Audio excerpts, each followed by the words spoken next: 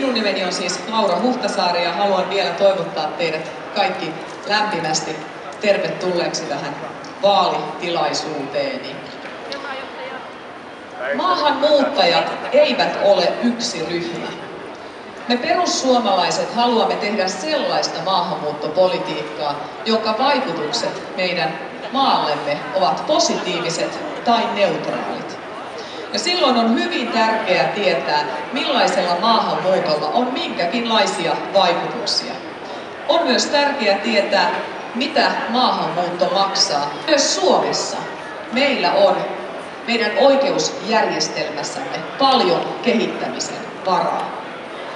Katsoin tässä uutisia ja siellä oli tällainen uutinen, kun tässä oli ihminen tehnyt erittäin vakavaa väkivaltaa toiselle ihmiselle ja siitä oli kivusta ja särystä.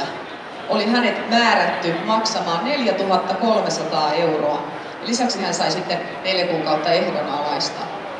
Sitten maaseutumediasta katsoin, että ypäläiselle viljelijälle on esitetty 11 300 € sanktiota, koska 10 sian ruokintaruuhesta puuttuu tarkastajan mukaan 4 senttiä, eli 4 milliä per sika.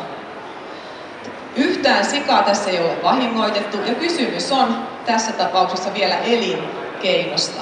Meillä on paljon kehitettävää meidän oikeusjärjestelmässämme ja minä olen sitä mieltä, että kun kysymys on vakavista seksuaalirikollisuudesta, niin siitä pitää saada kunnon tuomiot ja tuntuvat tuomiot. Jos tuomio on aika mitätön tai pieni, niin se on selvä viesti uhrille ja hänen omaisilleen ja läheisilleen, että ei tämä nyt niin vakavaa ollut. Tuntuvat tuomiot. Se on hyvin tärkeä asia ja me perussuomalaiset haluamme, että ne tuomiot vastaa sitä kansan oikeuden tajua. Puhuin näistä Satakunnan teistä ja kun tässä lukee tässä seinällä, että Satakunnan etu. Totta kai Suomen kansanedustajat, meidän pitää ajaa Suomen etua, siis Euroopan unionissa, meidän pitää ajaa Suomen etua ja se on jo vihdoin ja viimein olisi aika ajaa sitä Suomen etua. Mutta jos minut valitaan Satakunnan kansanedustajaksi, niin minä vedän aina kotiin.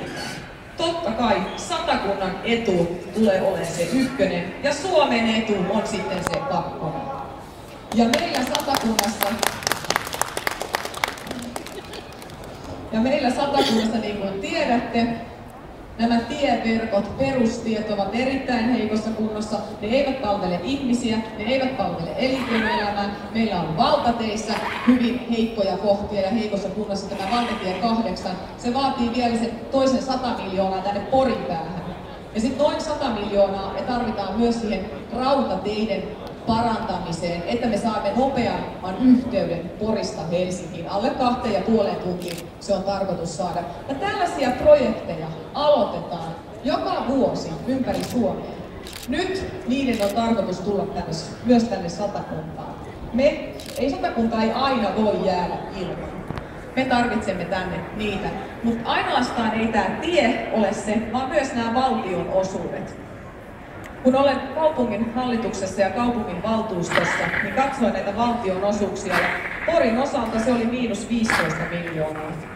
Tarkistin sitten, mitä se on Jyväskylän kohdalla. Se oli 6,5 miljoonaa plussaa. Seinäjoella yli 4 miljoonaa plussaa. Siilinjärvikin oli plussaa. Kokoomusministerit asuvat muuten. Eikö Virkkunen ole Jyväskylästä? Onko Risikko Seinäjoelta ja Katainen on Siilinjärveltä?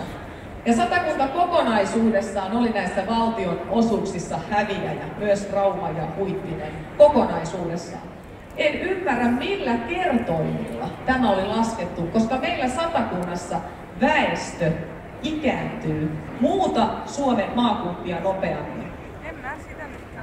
Joten tähän meidän on aika ruveta ajamaan omaa etuamme. Me tarvitsemme täällä rahaa ja me tarvitsemme täällä, että voimme pitää yllä näitä palveluita. Ja mitä tulee sitten perussuomalaiseen aatteeseen ja perussuomalaiseen ideologiaan, niin me emme halua Suomea osaksi EU-liittovaltiota. Se ei ole impivaaralaisuutta. Se on tervettä itsetuntoa. Tarvitsemme kansainvälisyyttä ja kansainvälisyys on yhteistyötä ja yhteistyö on sopimista, ei sanelemista.